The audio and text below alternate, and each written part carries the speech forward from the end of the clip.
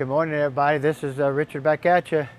We got Miss Teresa behind the camera. We got little Annie hanging out over there, being really nice. She loves hanging out in here with us. Everywhere we go, she's under our feet, believe me. But this morning we got Dora's 2007 Chevy GMC in the house, 4.8 liter. Got a couple broken motor mounts that we're going to be replacing, but it also has a GM remanufactured tranny in it. 186,000 miles. I'm not for sure when the existing unit went out, but this here is a GM manufactured. You can see here it says tested, GM parts. It's got an aftermarket converter that GM uses here. You can see this decal here. Normally we'd have another sticker here that'd say TMBX or whatever the stall is and clutches in the converter. So, but this one here has a noise in low gear. In other words, you take off in low gear, grind, shifts a second, goes away. So we're probably going to be finding some damage in the planetary, the rear planetary assembly, or in the forward planetary. So we'll get this apart and see really quick. And I don't know if you noticed, but it has a river sticker on the window. Oh, I didn't notice that. Right. But so we have a goes to the river. Yes. So we do have a really nice river around here, I got to admit. We used to hang out there all the time in our younger days. Well, but it's just gotten too hectic down there and stuff now, and we just don't go to those places that where, you know, we can get hurt or anything like that. So, but anyway, it's a four-wheel drive unit. We just pulled our four-wheel drive adapter off. If you had a two-wheel drive, the shaft would be long. You'd have a reluctor wheel on it for your speedometer and stuff like that. So, but being four-wheel drive, your speedometer is hooked up in the transfer case. So. See what our fluid looks like. Ew. Looks pretty nasty. Mm-hmm. Thick. Definitely. Yeah, really thick actually. Really thick. Let me put a rag down here so we don't get a bunch of noise dribbling like we always do. Ooh, it's cold over here. It is freezing back here. We got an air conditioning unit, really nice air conditioning unit back here, but our heater, we had some issues with it and we never fixed it. So, but we have our great big clean burn oil heater out front. We can just open this door and it just comes back in here anyway. So, but we do have our lockup O-ring right here, and you do have to take the lockup O-ring off to get the pump off the input shaft.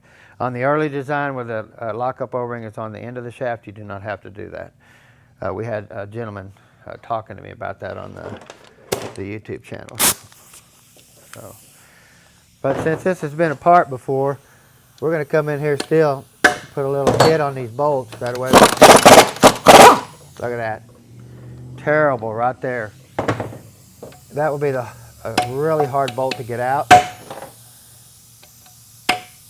We don't know who says GM tightened them, so let's see if we can get this one out.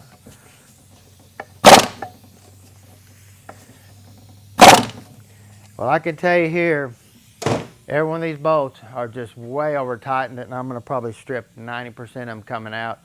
Let me try a couple more and see if I can get them out. If they don't come out, then I'm probably going to have to stop videoing and get a chisel and get in here and try to get them out. See that? And my impact's up high, 170 pounds of PSI pressure, and they are not going to come out. They've just been way over tightened. It's going to strip every one of them.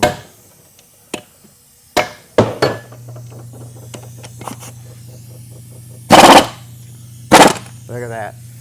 Every one of these are going to strip out, guys. So I'm not sure how I'm going to get all these out because it's going to be a train wreck, and I don't want to just keep stripping them. So we're going to have to, I don't know what we're going to do. But so hang tight and we'll be back. We'll be right back.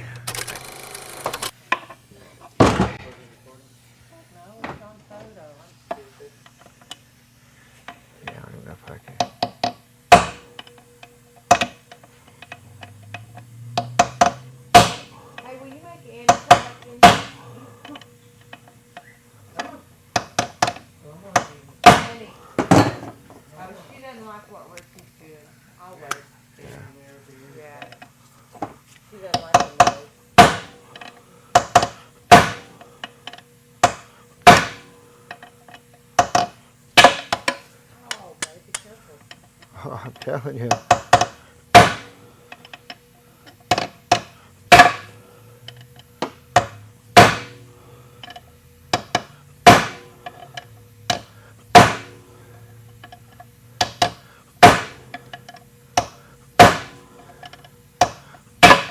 There it goes.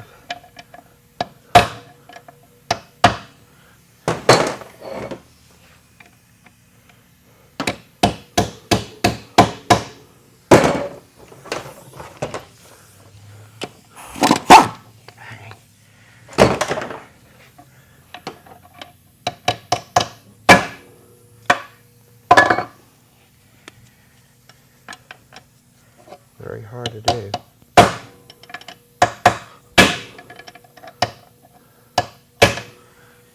I heard it move then.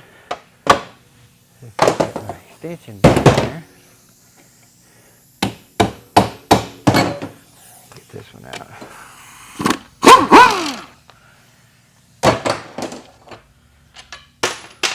Nice and hot. Okay.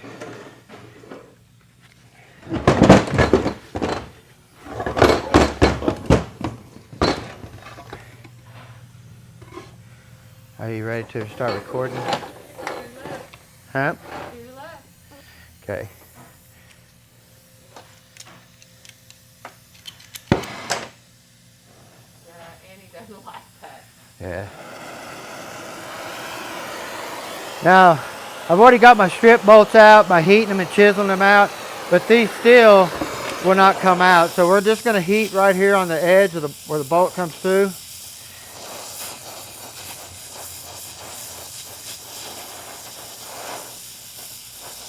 Try to get some penetration in there. You don't want to melt it, but you want to get enough in there to where you can get in there and put this extension in there, give her a nice little hit, make sure she's at the bottom, and maybe she'll come out. There we go. A little bit warm, but we're not going to take any chances. We're going to do this other one the exact same way. We'll come in here and heat just where the bolt goes through. If not, we'd have been stripping every one of these bolts out. And then having to chisel, and 2 hours down the road and you're still working on them. Just a little bit in there to get it where it'll soak through.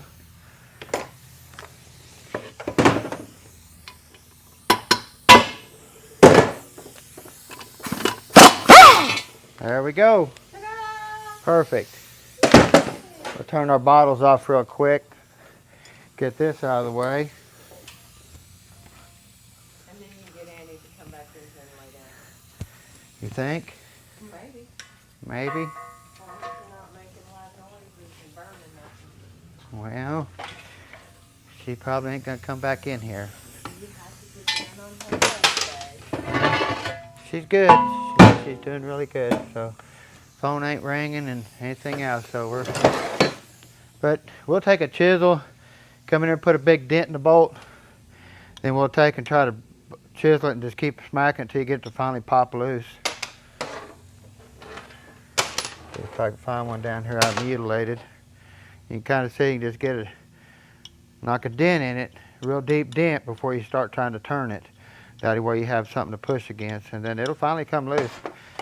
But it is better to do it with to heat it up. Make sure the case ain't hot. Definitely. So,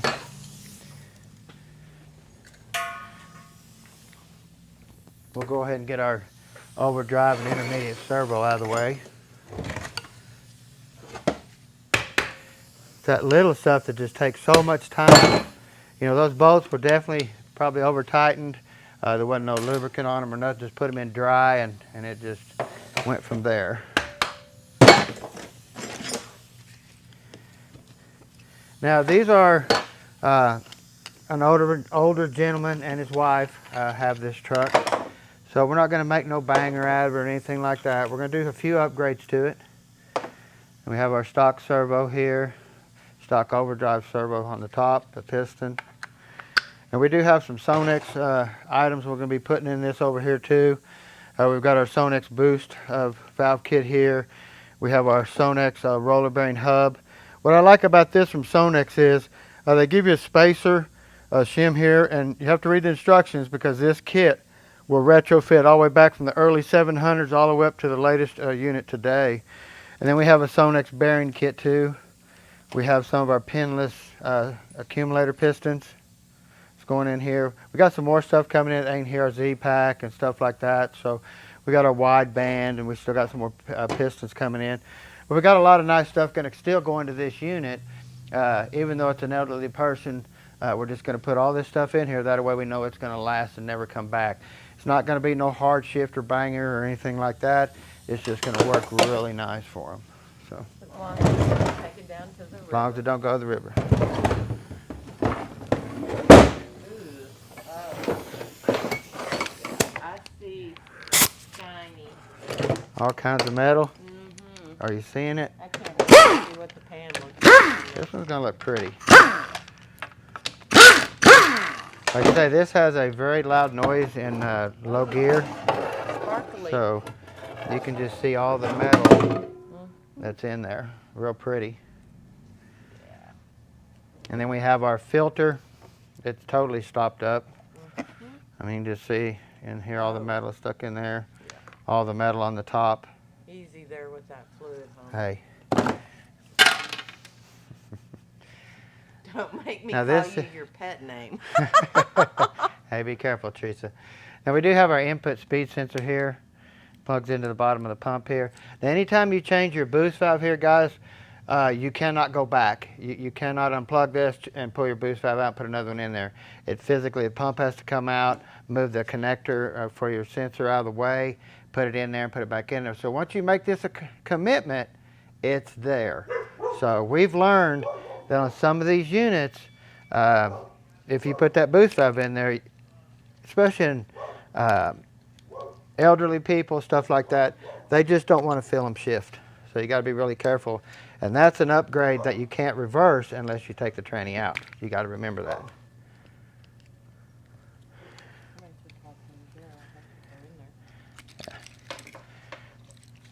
Now we have our 3-2 downshift solenoid. We have our PWM solenoid here, pulse width modulating for your lockup.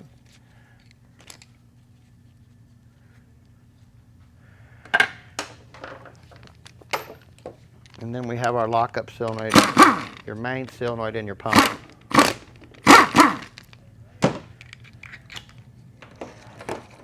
Right here. You can check this, clean it up, shake it, you'll hear it rattle. If it doesn't rattle, it's stuck. And we have our pressure control solenoid here. Now, depending on what year you have, they have an early and a late, and the plug will be different. The wiring harness will be different too, so you got to be careful. Get our 3/10 spring off for your park reverse neutral drive. This is what you feel clicking when you move your shifter. Click, click, click, click.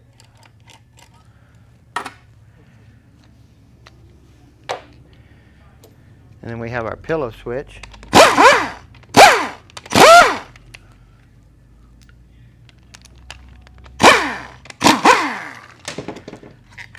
These are really cheap to change. They're not expensive. They make an early and a late style though. Boy, is this one stuck. Wow. Oh. I mean, it could be from water being in the tranny sometime. Normally you can just give them a little love tap and they'll just come right off. That looks like that might have had a little water in there sometime. Yes, because these are switches. In other words, fluid pressures on them, they click. You'll hear that click? Well, I can hear it. So them are just all pillow switches. It tells the computer that it made the shift, that it's in second gear, third gear, or whatever. But normally these just come loose. You can just barely tap them, they'll come loose. So it's probably had some type of water, some type of chemical in it. This one's no good. We'll throw it away. Get a brand new one. Now also on your shift solenoids here, if you're going to use your shift solenoids back, you clean them up, they ohm out good, and they rattle, they test and everything. But see how loose that is? This one here is tight because it's got a spring on the valve, but this valve here don't have a spring. But the seal on the end of it is just so wore out. No, I think it actually went behind. Did it? I don't know. Now we got clips everywhere. But you can see here, you can just pull it out. This seal right here is so shrunk on the solenoid that it's setting down in the groove and not even, holding in here. It's just, there's no tension at all. That's how wore out that seal is.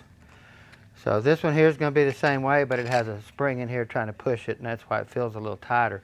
Same way with your PWM solenoid. All these O-rings, you need to replace them if you're not replacing your solenoids.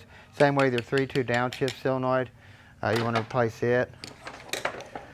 Solenoids are cheap. You can buy kits where you get every one of them in a bag. Makes it a lot easier.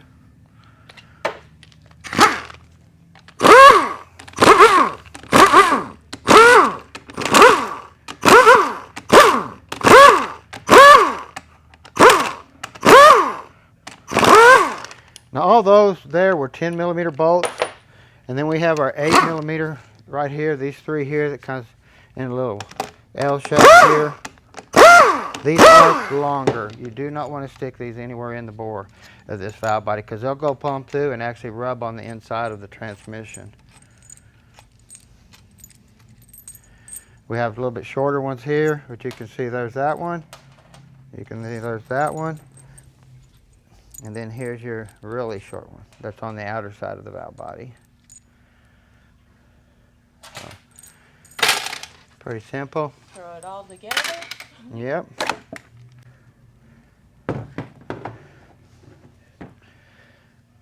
Of course, we have our valve body assembly here. We have our pressure regulator valve down in here. We have our lockup valve right in here. Now, we will be changing this out to actually won't be changing the valve out, but we'll be blocking the valve back. Well, in other words, if there's two valves in there, we're going to be blocking them apart. So we're going to put a blocker in the middle. It's really simple to do these. I've showed, sometimes you have to use a cooler line. Sometimes you can just use 2 check balls. Teresa, I'm going to blow this out really quick, so I don't want you to get dirty, so you might want to stand back. Okay. Now this one here is the latest version of the PWM valve. So we have a hollow end here. We have a little stick sticking on the end of this one here and a spring. What we'll do is we'll get rid of that, and we're going to put a piece of tubing in here, and we're going to block these two outward like that. Okay? But you still have to put this in there with your clip to hold it. So you're going to block it out where they don't move at all. It's pretty simple to do. Like I say, that's the latest version one there. And then we have our forward accumulator here.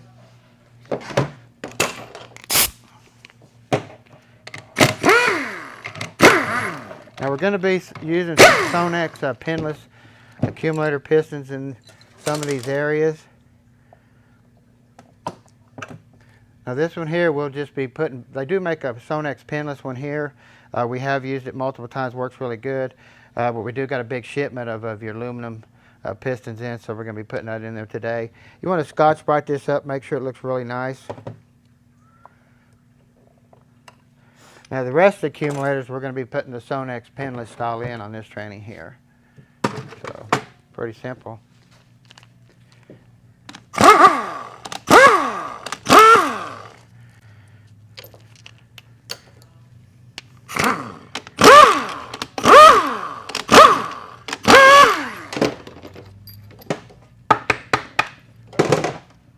Now you got to be careful on some of these bonded plates like this. You don't want to always just scrape. If the plate's good, you don't want to just set in here and grind the gasket off just so you can grind the gasket. Okay? You want to try to get this off there without destroying it. If this stays on, leave it on there. You can clean it up and leave it on there. But like this one here, we will not grind it off. We'll use this plate back. But it'll set, when you set it down in here, you can physically take this and it'll lock right back into where it was setting, just like it did. See, it locked right back in there. So you can tighten that down, leave it right there, it'll work just fine. Now when you do get in here, if you have damage, you'll have to replace the plate. Your new plate might not come with these filters in here. You gotta be really careful.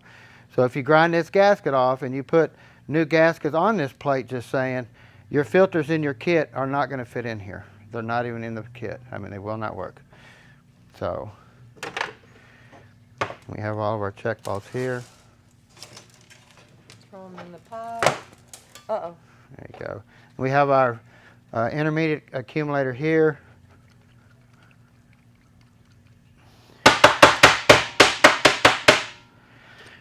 I don't like the ones that set down like this. I like the ones that are always to the top. What we'll do, we'll actually be getting rid of this one here and doing away with it completely. And then we'll be going with, I have to find the style that I got. I have to go pull it out of an earlier model core. I like the cores, the accumulators, the earlier designs over these here. I like these better. See how it's not all the way to the bottom? It's easier for me to stack a spring in here and get the piston all the way to the top. Where this here, there's almost no way to do it. The piston's always going to be stuck all the way down here in the middle. So we like to get rid of this style, go with this style, put a new piston in there and spring, and do it that way. So now in your wiring harness, you want to make sure there ain't no fluid in here. And you can see we do have some fluid in here. So we'll be replacing that. I think you need a squeegee. Getting close. This one, I still do not have my smell back from being sick, or my taste very good yet.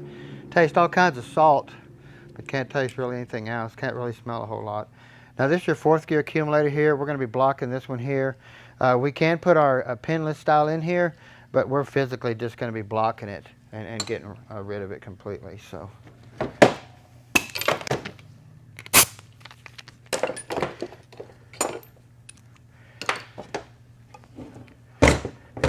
Of course, we have our linkage here for our manual valve. Then we have our parking assembly here. Locks it in park. If you're ever going down the road and you pull in your drive and you put it in park too fast and you hear that little, like that, that's, you know what's going on. You're going, oh, I remember what Richard said. I'm tearing my tranny up. Last one we did was like that, if you'll remember. Mm-hmm. That FIOD, they get off. Yeah, you could tell. You could tell. Mm-hmm. Of course, here it is. We have our band anchor here.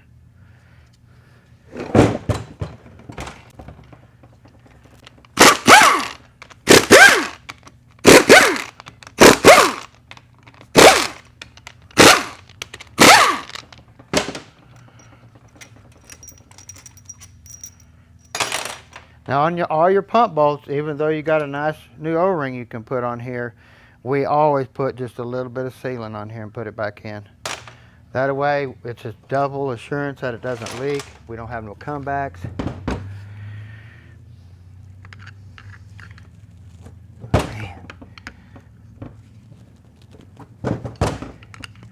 I don't even think they had a pump alignment tool when they put this together, because man, that was tight getting out of there. So we have a special band we put around here to align both pieces up. That way it sets down in the case really nice. Now you can see here we have our input speed sensor. I'll take that out and show you what that looks like. This is something you want to replace every time, because if it goes out or you didn't run computer checks on it to see if there's any codes, then you could have a problem. So you can see what that looks like. Has a little O-ring on it. But if you notice here, this connector covers your boost valve access right here. So if you put a 500 boost valve in there and you get this tranny working and it just has high pressures, high shifts and everything, you ain't taking that out without pulling the pump. It's kind of a terrible idea that GM did to us, because we do a lot of playing with these trannies. If I don't like the way it works, I'll make it work right. And just because you built the tranny perfect, you put it in, does not mean that you're going to like the way it functions. And we're capable of going in there and straightening all that stuff out, you know. The thing is, when you take and put all these pieces in here and stuff, and you don't like the way it works, then what do you go in to change? So that's where knowing what does what and all that type of stuff comes into effect. I see a lot of guys on I don't like to say it, TikTok, that put dry clutches in their trannies. I mean, they don't soak them out, and they just put them in there, and I'm just going, oh my gosh. I would never do that, ever, put dry clutches in a tranny. And we have our stator bushing here. We have another stator bushing here, which these are factory GM. Now, since you have the big input shaft here, the bigger converter, this bushing right here is wider. Now, our bushing kit comes with 2 bushings, a narrow and a wide. And you always, I put the wide in every one, whether it's a early model 700 or whatever. We've always put the wide back there. So you want to check here. Just got some staining, no wear. Looks really nice there. We always replace our complete rotor assemblies, pump slide, all that type of stuff. Get that out of there. On your pump slide, we actually see wear here. You notice you see all this funny chattering looking marks on here. That's where we start seeing wear. You don't see it over here as much, but you see it here. It's because I guess this is where it really works back and forth a lot. But we see a lot of wear right there. We'll see it actually, you'll see the darkness of it right here. There's no wear, but you can just see the darkness where your pump slide's been working, and that's this area right here. So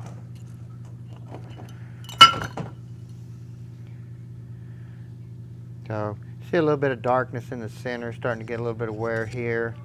Nothing crazy, but we do have, starting to see wear up here. You have an O-ring in here. Actually, the O-ring looks cut, does it? No, it's just fluid. You have an O-ring there. You have a metal spacer that goes there. You have your pump paddle rings. You have your pump paddles. And then we have our pivot pin for our slide. We see a lot of wear here every time. We usually pull these out there, just warp them out.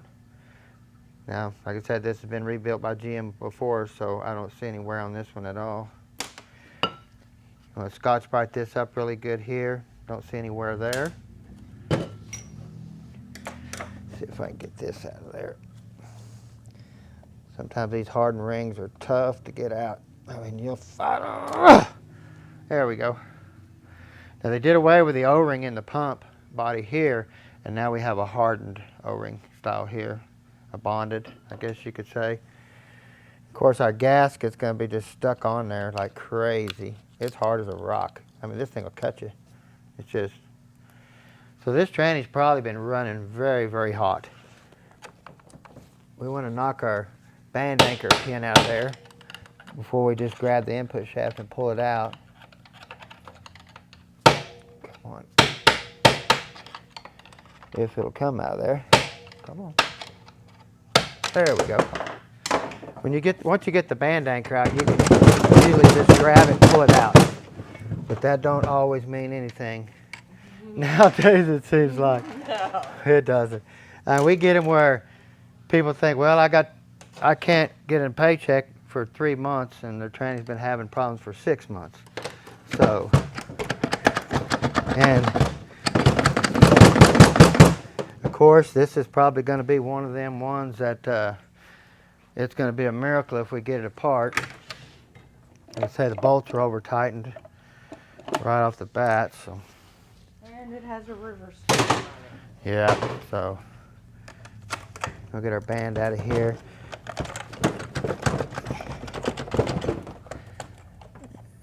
Come on.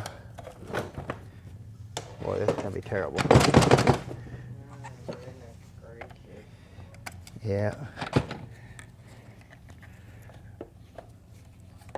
You might need some extra hands. I can get that drum out of there, maybe.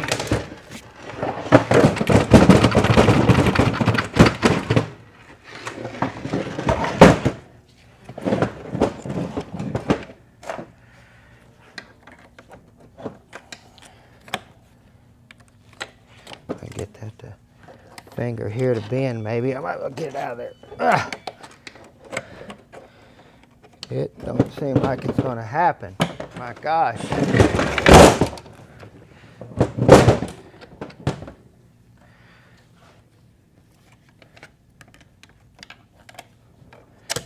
It is not going to happen.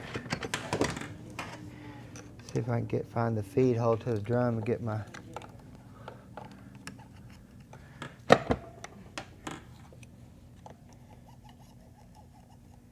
I can find it. Thought I felt it for a second. And that's going to help you get that out? Well, if I can get this hung up in the feed hole for the drum, maybe I can pull it out. Because this is not coming out. This tranny is just wasted. Like the reverse clutches is gone. I mean, everything about it's gone.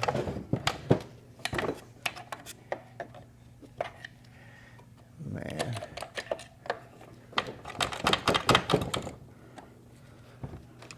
If I can bend that down. Ugh. Well, must not have been a snap-on. Yeah, that didn't work. Maybe I can turn it now. I get a bigger screwdriver in there and pry on it. Let me walk over here real quick, Teresa.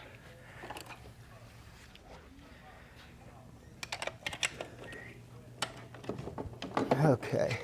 Now let me see if I can.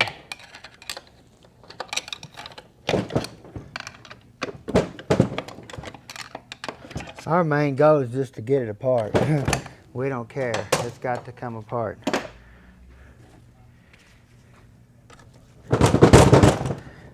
Come on.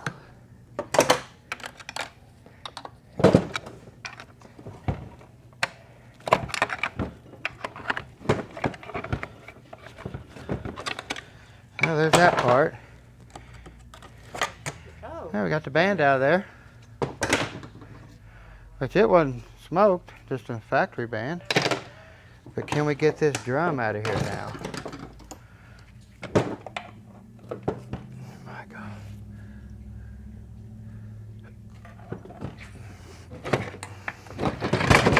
Woo! There we go. We're getting a little farther.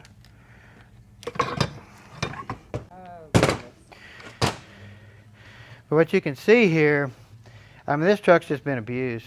I mean, just on the floor all the time, shifting out at max RPM, just all kinds of stuff. I mean, you can see here how bad this drum right here, the fingers have flared out. And that's why we couldn't get this out of there, because it's starting to cut the case in half. If you come down in here and look, you can see here the case where it's starting to be cut in half. Oh, right here, all the way around. All the way around. Mm-hmm. You know, this is the noise that we could have been hearing, thinking it was a planetary gear. What we got is our reverse clutch down in here. And it still looks, got some hot spots, but it would have been functionable. But this drum right here, we used to see this back in the early days of the 700s and stuff like that. But what they did now, they have these things shifting out earlier by computer programmed, you know, to shift out at, you know, 4,500 RPM in first gear. That way this drum doesn't spin up so much and start flaring these fingers out. It'll actually do it to the sun gear shell too. Well, I got one sitting here. I have to go get one over there out of the cabinet. But let me get this planetary out of here so we can look at it a little bit better.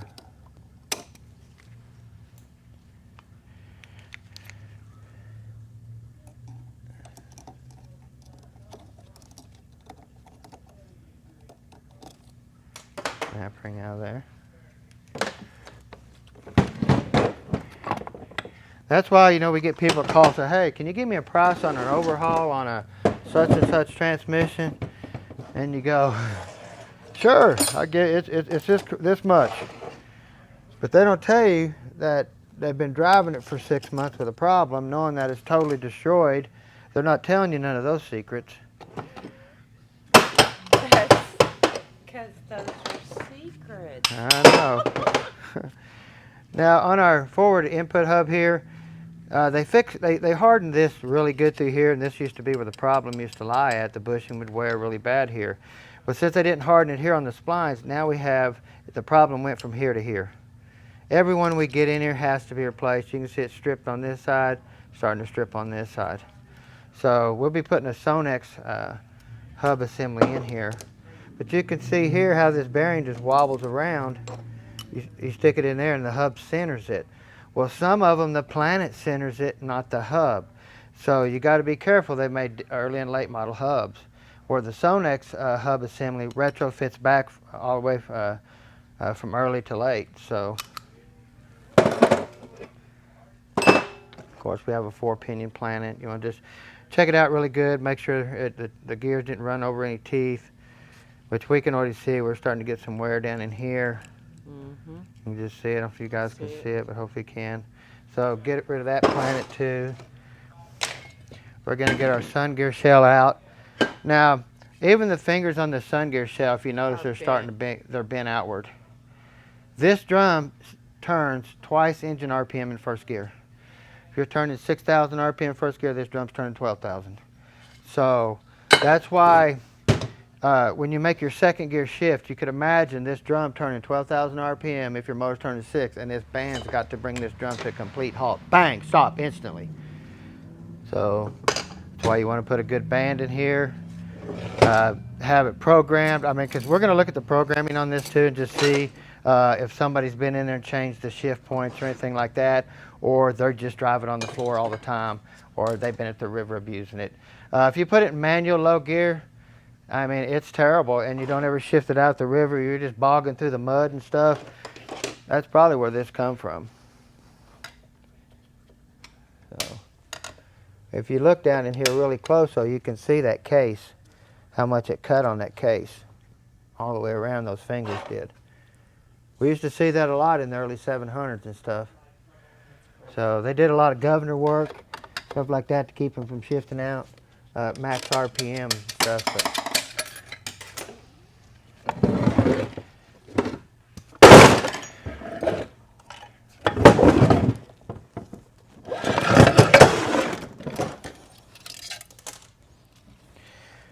of course, we have our anti-clunk spring that goes in between our support here in the case to keep it keeps it from rattling, from reverse to drive.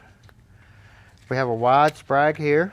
You can tell it's already been replaced by GM because that's not a factory GM sprag. That's an aftermarket like GM bought or something, or somebody put it in there beforehand. Now, if you have to replace this right here, this piece, you always want to look because they do make different thicknesses right here. So you got to be really careful when you look at that. Of course, we have our lower clutch, reverse clutch, low reverse clutch. Now this clutch here comes on with your reverse clutch to back up, or it comes on in manual low. Okay. Now you want to come in here and look at your sun gear really good. We replace 100% of them. If you notice here, the snap ring's almost blowed off the sun gear. Mm-hmm. It's out of the groove. I'm gonna pop it on there. Look at that. That's from abuse. No doubt in my mind that's from abuse. Now you can also see here where something's been rubbing here. This probably gonna be this hub right here is getting down in here and touching. Right down in here you can see it. So we've got a lot of issues going on with this unit here. So you got your planetary. You want to look for any type of chipping on the gears. Check this bearing really good down in here.